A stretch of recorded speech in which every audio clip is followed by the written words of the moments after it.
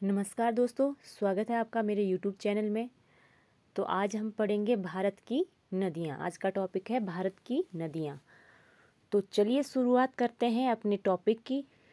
तो भारत की जो नदियाँ हैं वो दो भागों में विभक्त है। एक तरफ है हिमालय की नदियाँ और दूसरी तरफ है प्रायद्वीपीय नदियाँ।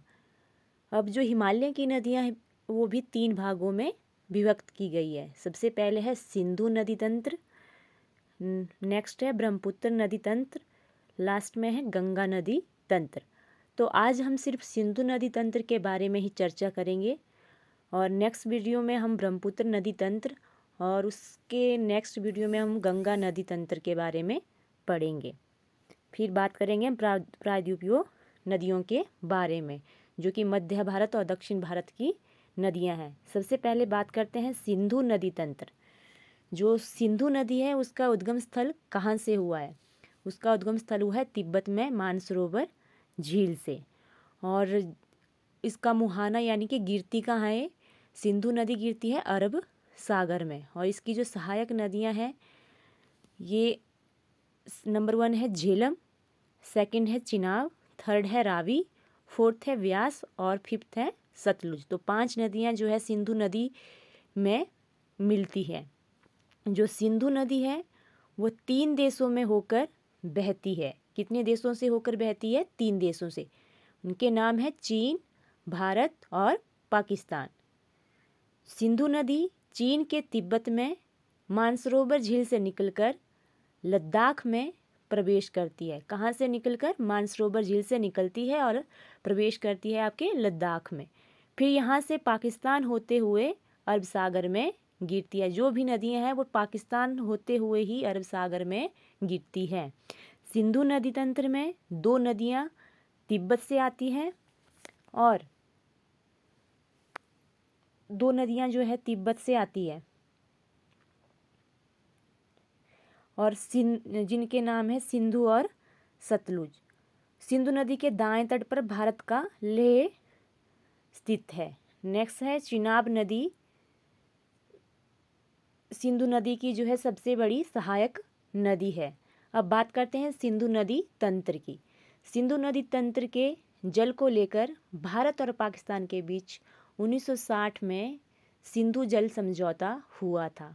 इसमें जो है भारत के जवाहरलाल नेहरू और पाकिस्तान की तरफ से अयूब खां दस्तखत ने हिस्सा लिया था और उनके ही हस्ताक्षर इस समझौते पर हुए थे। इसमें समझौता यह हुआ था कि जो शुरुआत की जो 3 नदियां हैं सिंधु नदी, झेलम नदी और चिनाब नदी, इनका पानी जो है पाकिस्तान यूज़ करेगा और जो रावी, ब्यास और सतलुज हैं इन नदियों का पानी भारत यूज़ करेगा।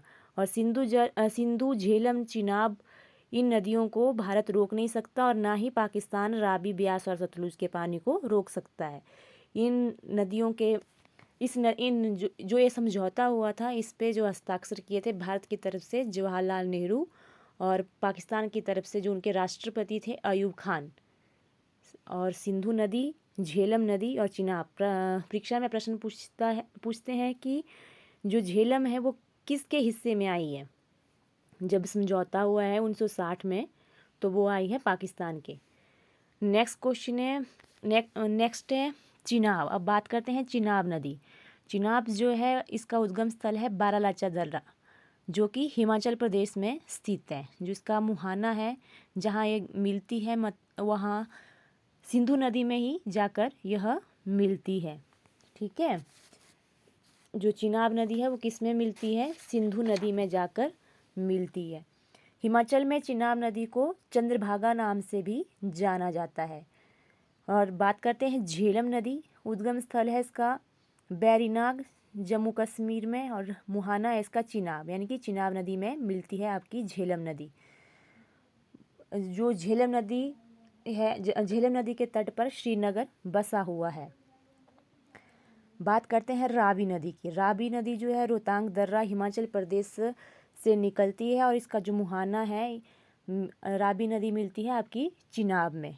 जो लाहौर है वो रावी नदी के तट पर है।